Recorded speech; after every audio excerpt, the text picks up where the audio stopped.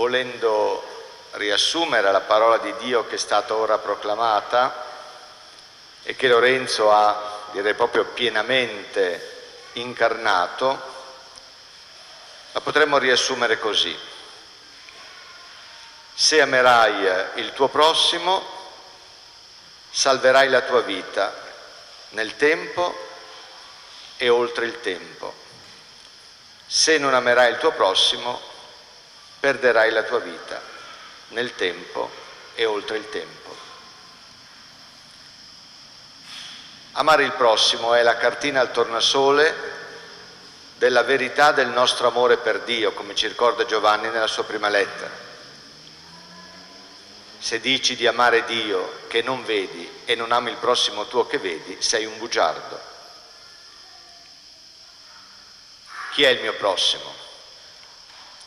È chiunque implicitamente o esplicitamente invoca il mio aiuto, la mia vicinanza, il mio affetto, la mia cura.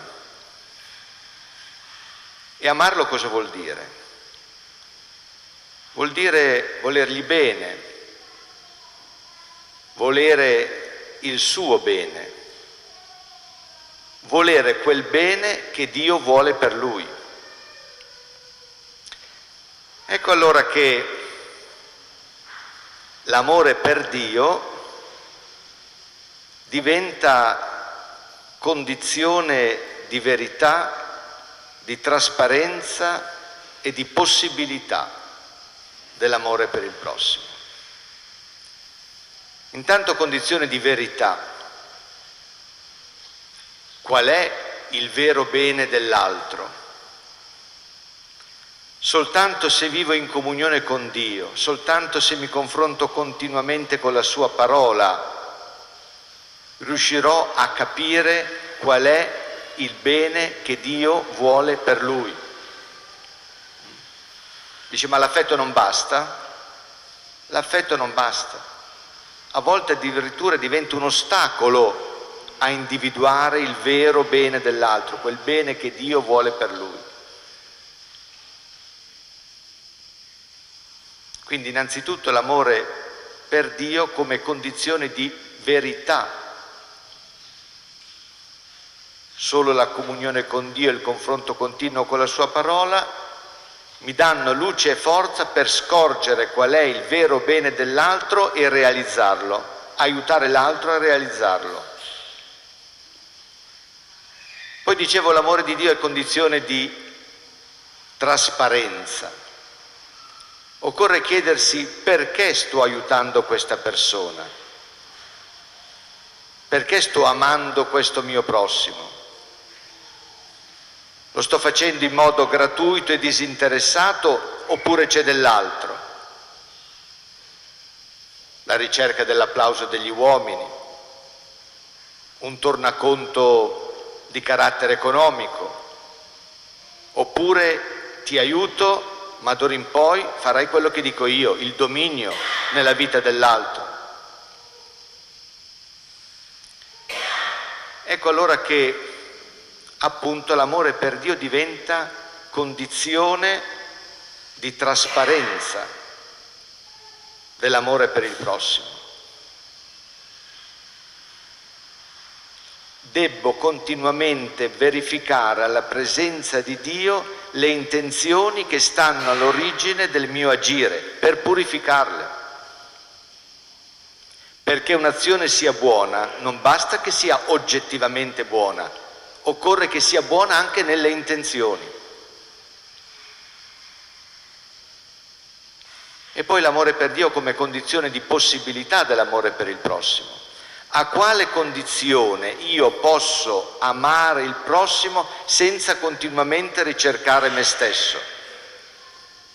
A condizione che io custodisca la memoria di essere amato per primo da Dio, che il mio nome è scritto nei cieli, che il Signore mi ama di un amore gratuito, disinteressato, smisurato, incondizionato.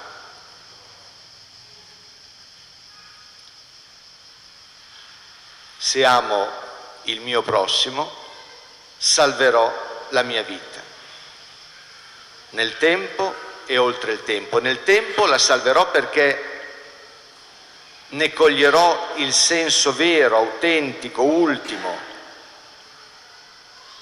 La salverò perché realizzerò la mia identità. Io sono un essere fatto per amare ed essere amato. Questa è la via della felicità. Ogni altra via illude di felicità, ma genera morte, genera schiavitù. E che questa sia la mia identità, certamente lo ricavo dalla parola di Dio, ma anche dalle relazioni fondamentali che costituiscono il mio quotidiano. La relazione genitori-figli, la relazione fraterna, la relazione amicale, tutte queste relazioni mi dicono di questa identità in modo inequivoco. Io sono un essere fatto per amare ed essere amato. Questa è l'unica via della felicità. E la salverò nell'eternità, perché questa scelta di amore fatta nel tempo troverà compimento pieno e definitivo quando lascerò la scena stupenda e drammatica di questo mondo. Chi non ama il suo prossimo perde la vita, la perde nel tempo e nell'eternità. La perde nel tempo perché non ne coglie il senso e non realizza la sua identità. E la perde nell'eternità perché questa scelta di non amore si cristallizzerà per sempre. Certo, occorrerebbe a questo punto aprire un'ampia parentesi sul fatto che uno scelga di non amare. Quanta libertà c'è in questa scelta? Perché uno sceglie di non amare? Ma questo lo lasciamo alla coscienza e a Dio. E allora, come Lorenzo e con Lorenzo, mettiamo la nostra vita a servizio degli altri e avremo vita vera, vita bella, vita buona, vita consistente, vita di una qualità a tal punto indistruttibile da superare la barriera della morte. Amen.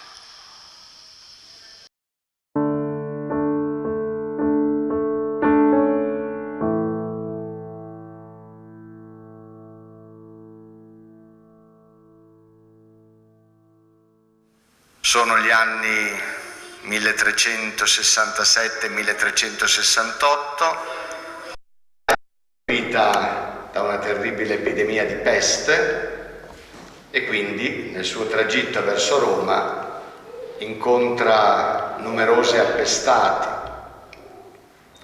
se ne prende cura come il buon samaritano e spesso, tracciando un segno di croce su di loro, ottiene da Dio la guarigione e quindi si diffonde la sua fama come taumaturgo. Giunge a Roma e qui, narra la tradizione, riuscì ad ottenere dal Signore la guarigione dalla peste di un cardinale che lo presentò al Papa, che restò molto colpito da Rocco, dalla sua vicenda biografica. 3 anni di permanenza a Roma e poi riparte per ritornare a Montpellier. Solo che a Piacenza, proprio mentre si sta dedicando alla cura degli appestati, contrae lui la peste. E allora si rifugia in una grotta o capanna dove, così narrano i primi biografi, un cane ogni giorno gli porta un pezzo di pane, sottraendolo alla mensa del suo padrone, che è anche il signore del luogo, tal Gottardo Pollastrelli. Questo padrone, questo signore incuriosito dal comportamento del cane, un giorno lo segue e così ha l'opportunità di conoscere Rocco. Resta impressionato da questa figura e addirittura gli chiede di diventare suo discepolo, di poterlo seguire. Rocco rifiuta E succede poi che quando Rocco guarirà dalla peste, questo nobile signore a sua volta venderà i beni, donerà il ricavato ai poveri, si rifugierà in questa grotta o capanna dedicandosi alla vita eremitica e penitenziale. Prosegue il cammino verso Montpellier, solo che a Voghera, non ad Angera come per molto tempo si è detto, a Voghera viene arrestato con l'accusa di spionaggio e gettato in carcere. Lui non fa nulla per difendersi e li resta per circa 5 anni. Le carceri di allora non erano come quelle di oggi, che sono certo sovraffollati, ma rispetto a quelle del tempo di Rocco. E lì muore in carcere con questa pesante accusa di spionaggio. Siamo tra il 1376 e il 1379. Immediatamente dopo la morte si scopre la vera identità di Rocco e viene sepolto in una delle chiese più importanti di Voghera. Canonizzato, il suo culto si diffonde rapidamente in tutto l'orbe cattolico e diventa uno dei santi più popolari, ancora oggi. 2 i tratti caratteristici della vita di Rocco: il pellegrinaggio e la carità. Rocco è un pellegrino. Un giorno un turista americano andò a trovare un famoso rabbi polacco, famoso rabbi che viveva però assai modestamente. Questo colpì il turista americano. Viveva in una stanza piena di libri, un tavolo, una panca e niente più. E allora il turista chiede al rabbi polacco: ma rabbi, dove sono i tuoi mobili? E il rabbi gli risponde: e i suoi dove sono? Ribatte il turista: ma io qua sono solo di passaggio, sono solo in visita. E il rabbi ribatte a sua volta: anch'io. I beni rischiano di appesantire il nostro pellegrinaggio e lo appesantiscono quando sono trattenuti egoisticamente. Possediamo soltanto ciò che doniamo, soltanto ciò che condividiamo. Ciò che teniamo egoisticamente per noi non lo possediamo, ci possiede, promettendo libertà, felicità, vita, e invece producendo morte, inquietudine, infelicità. Occorre quindi avere con i beni una relazione veramente evangelica, donarli, condividerli per non diventarne schiavi. Il denaro è un buon servo, ma un cattivo padrone. E poi dicevo la carità. Chi è il credente? Il credente, secondo il Nuovo Testamento, non è colui che obbedisce a Dio osservando le sue leggi, ma è colui che assomiglia al Padre che è nei cieli, praticando un amore simile al suo. E che tipo di amore è quello del Padre che è nei cieli? Intanto Dio ci ama per primo, non aspetta che diventiamo buoni per amarci. Ci ama perché possiamo diventare buoni. Lui sa bene, e lo sappiamo anche noi per esperienza, che soltanto chi si sente amato è nella condizione a sua volta di poter amare. Anche noi facciamo così? Ciascuno faccia un serio esame di coscienza. Dio ci ama di un amore gratuito, disinteressato. E il nostro amore com'è? Quando aiutiamo qualcuno dovremmo chiederci: ma perché lo sto facendo? Lo sto facendo gratuitamente, disinteressatamente, oppure ho dei secondi fini? Aiuto qualcuno per ricevere l'applauso degli uomini, aiuto qualcuno in vista di un tornaconto economico, aiuto qualcuno per poter dominare nella sua vita. Occorre, direi, continuamente verificare le intenzioni del proprio agire stando alla presenza di Dio, per mantenerle trasparenti. Perché un'azione sia buona non basta che sia oggettivamente buona, occorre che sia buona nelle intenzioni anche. E poi Dio ci ama di un amore incondizionato, immeritato. Anche l'amore che noi pratichiamo verso gli altri è di questa qualità. Ecco, come vedete, la vita di Rocco ha di che istruirci, ha di che dirci qualcosa ancora oggi, nonostante siano passati molti secoli.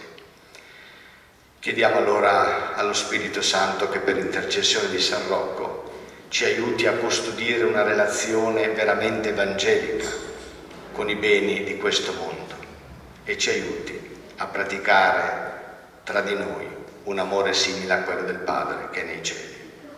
Amen.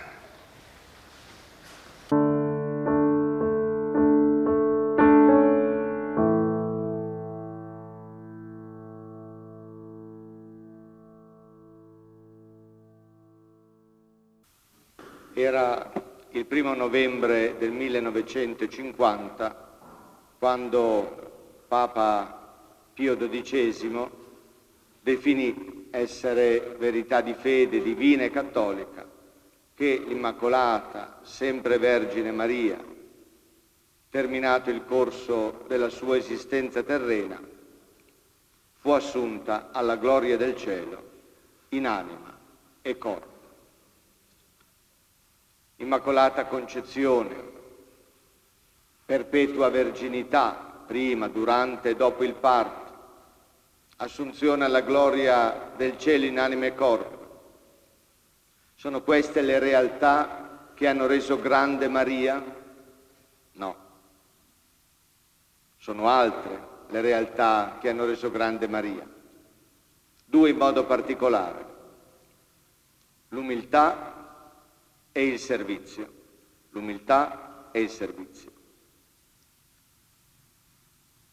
L'umiltà. L'anima mia magnifica il Signore e il mio spirito esulta in Dio mio Salvatore, perché ha guardato l'umiltà della sua serva. D'ora in poi tutte le generazioni mi chiameranno beata. Grandi cose ha fatto in me l'Onnipotente e santo è il suo nome. L'umiltà è proprio questo,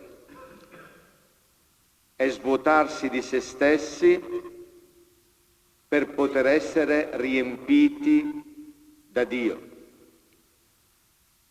per poter permettere a Dio di operare in noi, nella nostra vita, cose grandi. Svuotarsi di se stessi, del proprio io, egoista e prepotente. Ciascuno di noi dovrebbe domandarsi: ma io sono umile oppure no? Cerchiamo di declinare in modo un po' più concreto questa domanda. Per esempio, sono disposto a servire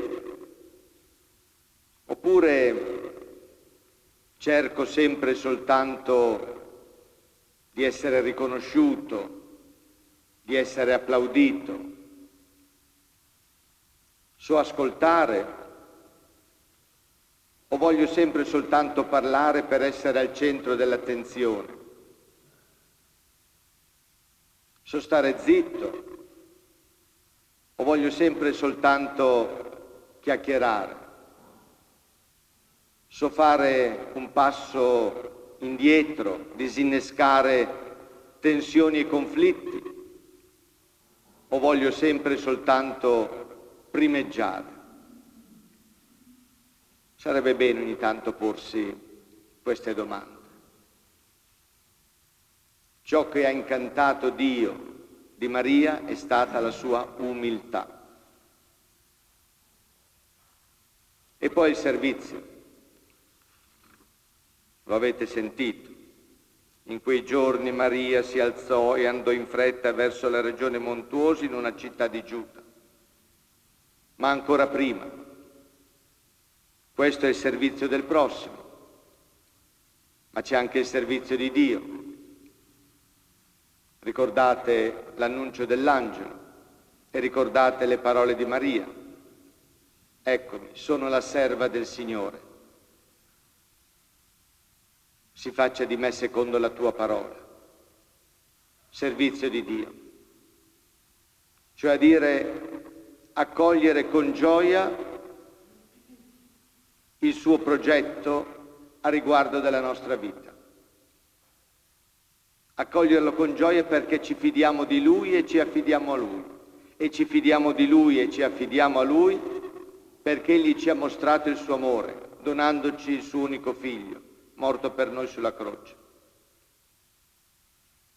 Servizio di Dio e servizio dell'uomo, tra loro indissolubilmente legati.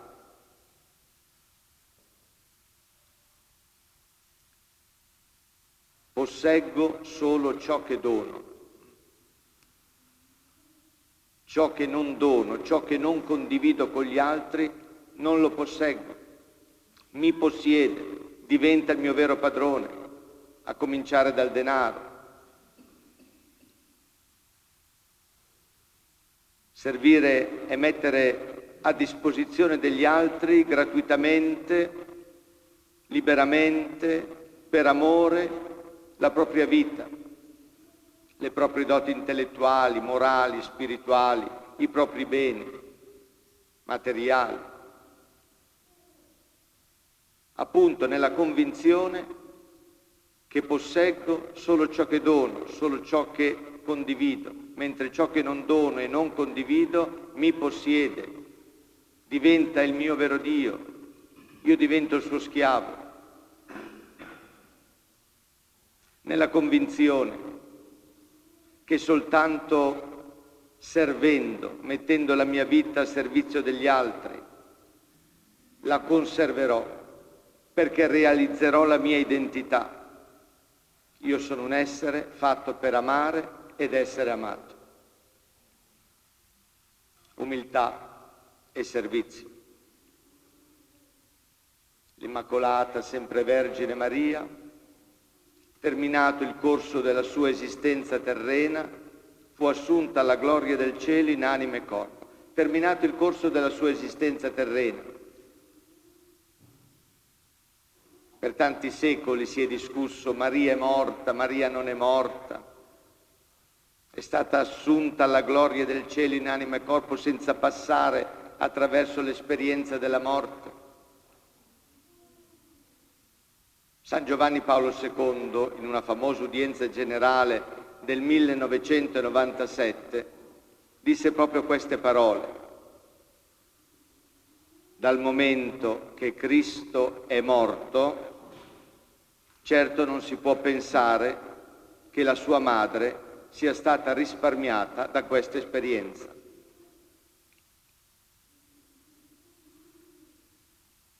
Terminato il corso della sua esistenza terrena, è stata assunta alla gloria del cielo, in anima e corpo. Avete sentito quando è stata proclamata la seconda lettura? Cristo è risorto dai morti, primizia di coloro che sono morti. Cristo non è l'unico risorto, è il primo dei risorti. E dopo di Lui la Vergine Maria, e dopo di lei ciascuno di noi, perché il destino di Maria è il destino di ciascuno di noi. Non siamo una tribù di ranocchi che gracidano la loro disperazione sulle rive del nulla. Non è vero che la vita, come scrive Shakespeare, è una favola raccontata da un idiota, piena di rumore e di furore, senza alcun significato. Dio Padre, per amore, ci ha creati, ci accompagna. E quando usciremo dalla scena stupenda e drammatica di questo mondo, non finiremo nel nulla, ma finiremo tra le braccia di un Padre buono, ricco di misericordia, che ci accoglierà ciascuno di noi e accoglierà ciascuno di noi come persona, unità di anima e di corpo. Subito la resurrezione, subito, della nostra persona, unità di anima e di corpo. Un corpo certo trasfigurato, sottratto alle leggi del tempo e dello spazio, senza più i limiti che ci caratterizzano, in misteriosa continuità con il corpo destinato alla decomposizione.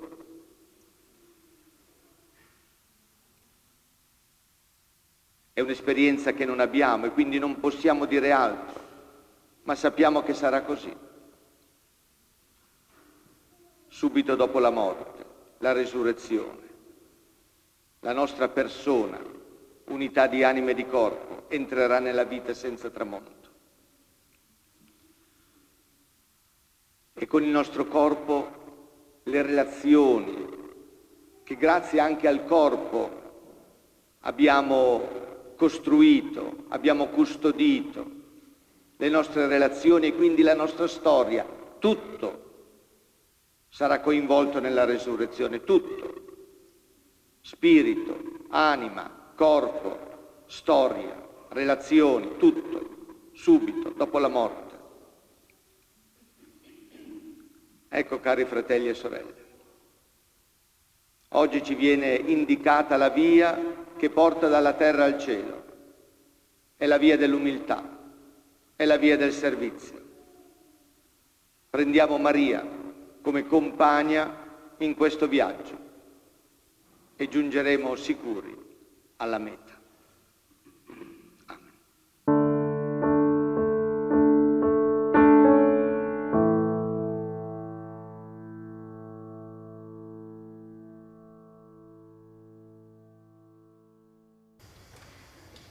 Era il 1° novembre del 1950 quando Papa Pio XII definì come verità di fede divina e cattolica che l'Immacolata Sempre Vergine Maria, terminato il corso della sua esistenza terrena, fu assunta alla gloria del cielo in anima e corpo. Immacolata Concezione, perpetua verginità di Maria, prima, durante, dopo il parto, assunzione alla gloria del cielo in anima e corpo. Sono queste le realtà che rendono grande Maria? No. Le realtà che rendono grande Maria sono altre. E le potremmo sintetizzare nella umiltà e nel servizio. Chi è l'umile? Lo abbiamo sentito nel Magnificat. Allora Maria disse: l'anima mia magnifica il Signore, il mio spirito esulta in Dio mio Salvatore, perché ha guardato l'umiltà della sua serva. D'ora in poi tutte le generazioni mi chiameranno beata, grandi cose ha fatto in me l'Onnipotente. L'umile è colui che si svuota di se stesso per lasciarsi riempire da Dio, così che Dio possa compiere in lui cose grandi. Ciascuno di noi allora dovrebbe domandarsi: ma io sono umile oppure no? Cerchiamo di declinare in un modo ancora più concreto questa domanda. Penso a servire o cerco soprattutto me stesso, cerco soprattutto l'applauso degli altri?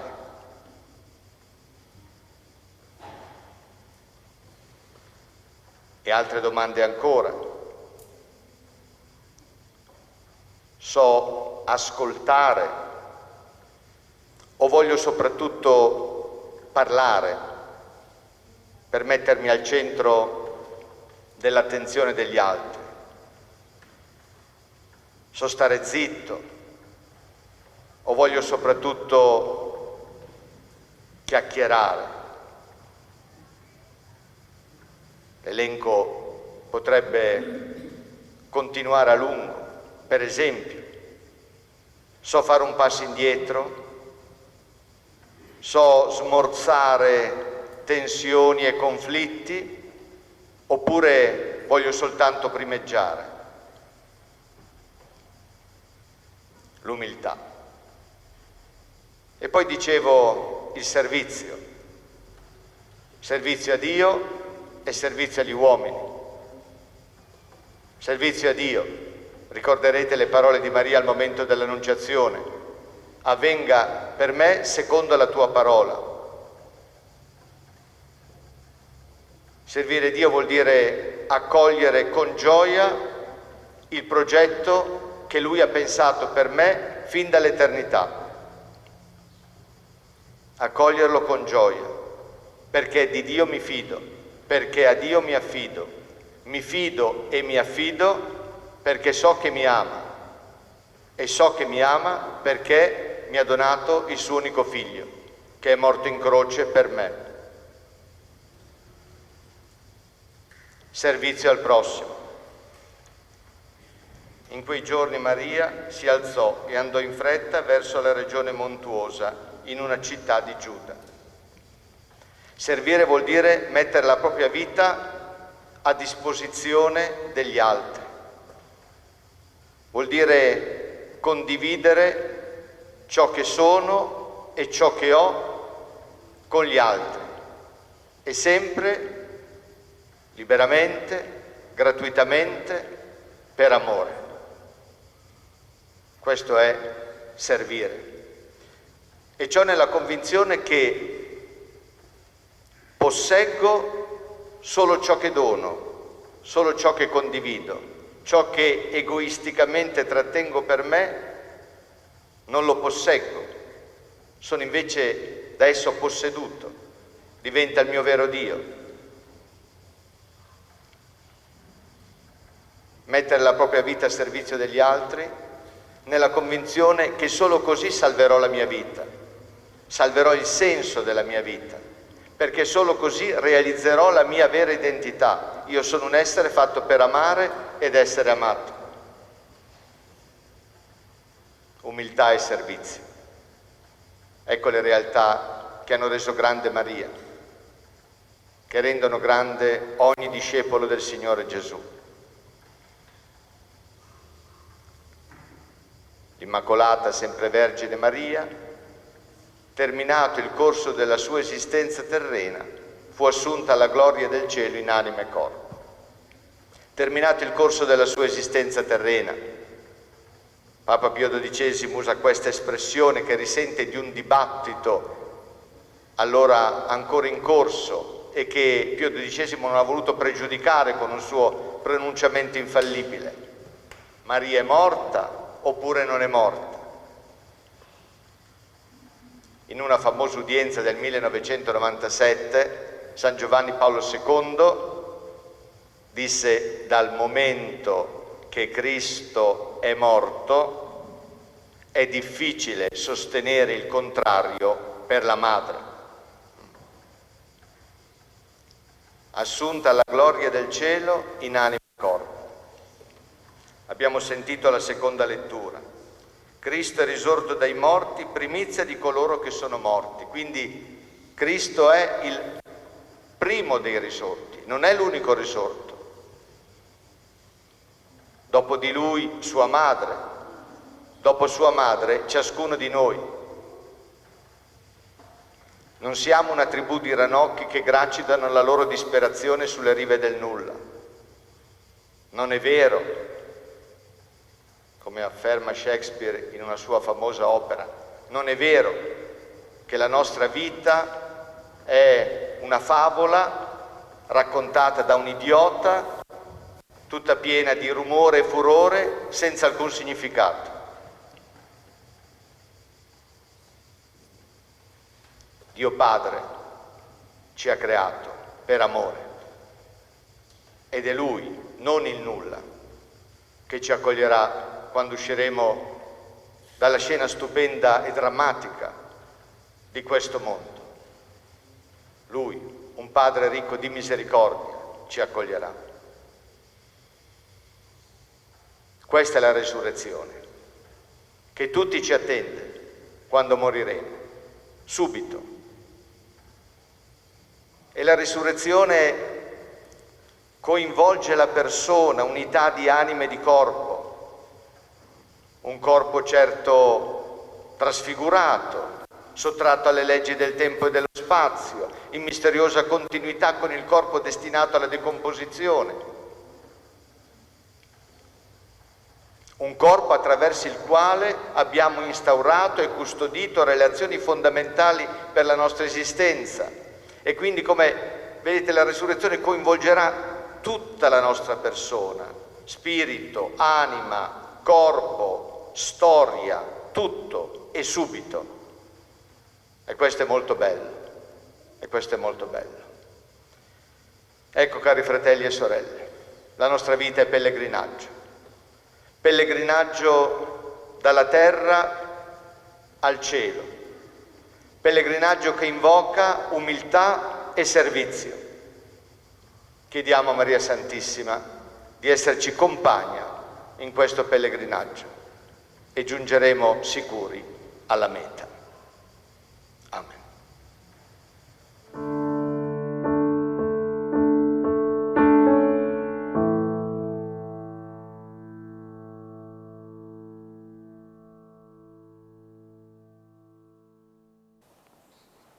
Il 1° novembre del 1950 Papa Pio XII proclamò verità di fede divina e cattolica che l'Immacolata Sempre Vergine Maria, terminato il corso della sua esistenza terrena, fu assunta alla gloria del cielo in anima e corpo.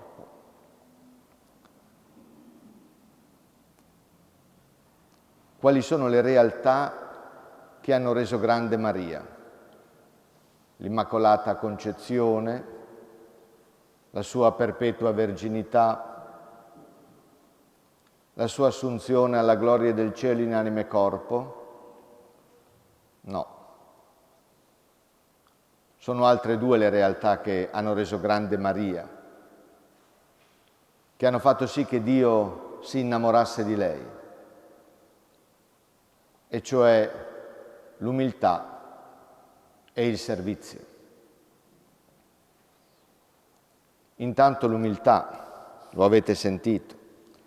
L'anima mia magnifica il Signore e il mio spirito esulta in Dio mio Salvatore, perché ha guardato l'umiltà della sua serva. Grandi cose ha fatto in me l'Onnipotente. Umiltà è lasciare spazio a Dio nella propria vita e liberarsi del proprio sé egoista e prepotente, appunto per fare spazio a Dio, per lasciarsi riempire da Dio, così che Dio possa operare nella nostra vita cose grandi. Ciascuno di noi allora dovrebbe domandarsi: ma io sono umile oppure no? Possiamo anche declinare in modo un po' più concreto questa domanda. Penso a servire oppure cerco sempre soltanto il riconoscimento, l'applauso? So ascoltare o voglio sempre soltanto parlare per essere al centro dell'attenzione?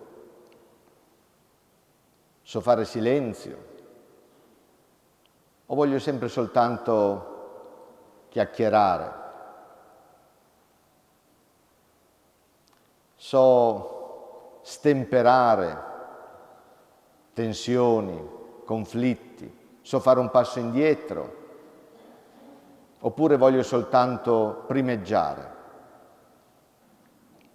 Ecco, forse fare ogni tanto un po' di esame di coscienza a riguardo della nostra umiltà ci farebbe bene.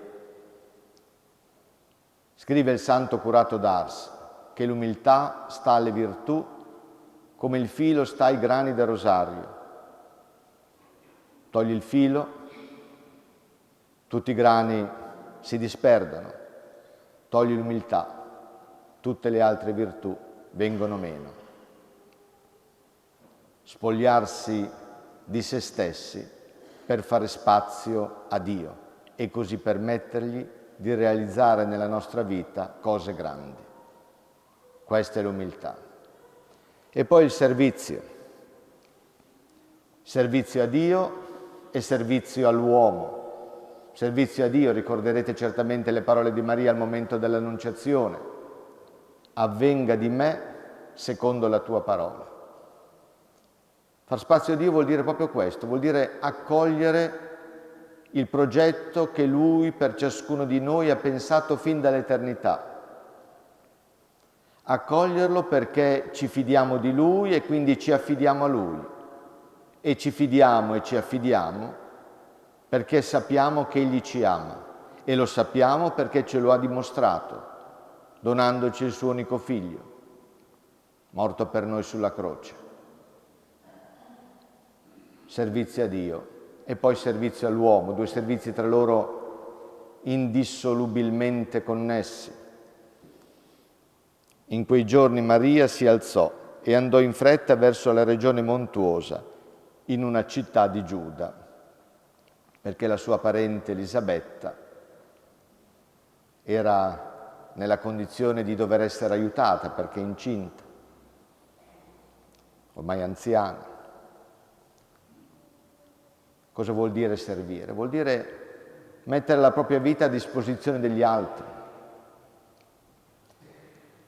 Vuol dire condividere con gli altri ciò che sono e ciò che ho, le mie doti intellettuali, morali, spirituali, le mie capacità manuali, i miei beni.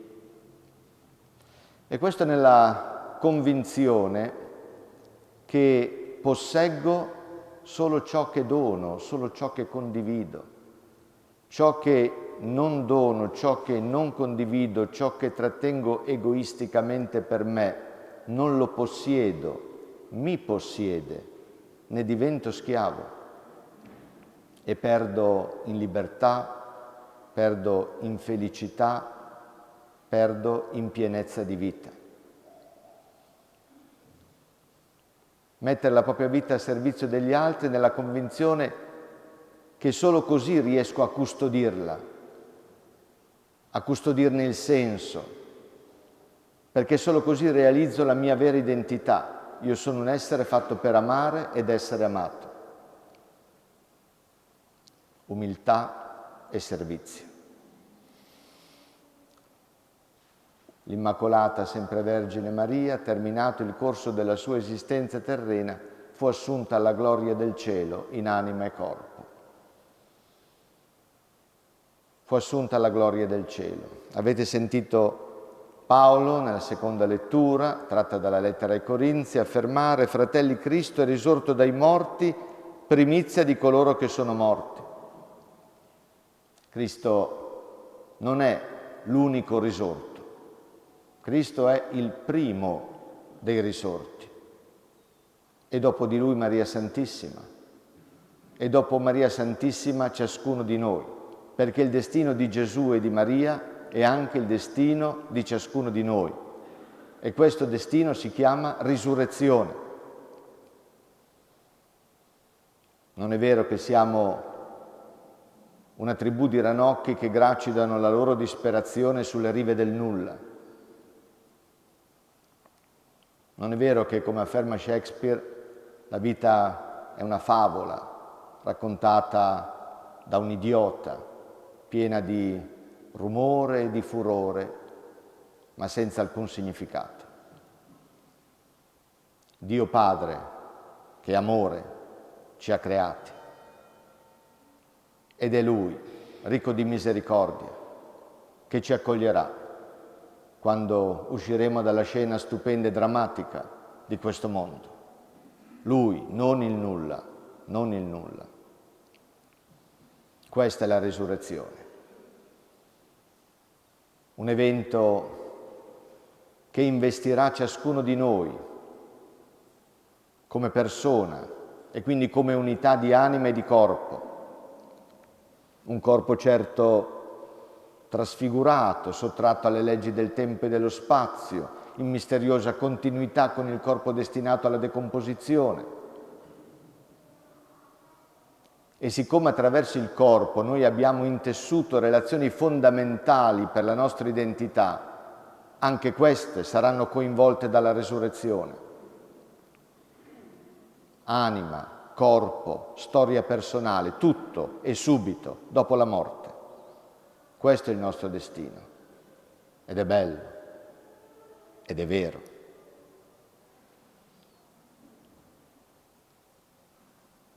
Fu assunta alla gloria del cielo in anima e corpo. Terminato il corso della sua esistenza terrena. Questa espressione di Pio XII voleva lasciare impregiudicata una questione che allora era ancora viva, un dibattito ancora vivo tra i teologi del tempo, che si trascinava da molti secoli. Maria è morta oppure no? Oppure è salita al cielo senza passare attraverso l'esperienza della morte? Ecco, Pio XII lascia impregiudicata la questione, che viene poi riaffrontata però da San Giovanni Paolo II in una famosa udienza generale del 1997, quando ad un certo punto, tratteggiando la figura di Maria, Papa Wojtyła dice: dal momento che Cristo è morto è difficile sostenere il contrario per la madre. Certo non è un'affermazione dogmatica, però è un'affermazione di fede e di buonsenso. Cari fratelli e sorelle, la nostra vita è pellegrinaggio, dalla terra al cielo. Ed è un pellegrinaggio che, per essere un pellegrinaggio cristiano, per non essere un vagabondare pagano, evoca umiltà e servizio. Chiediamo alla Vergine Madre di esserci compagna in questo viaggio, perché appunto sia un buon viaggio. Con lei al nostro fianco giungeremo sicuri alla meta. Amen.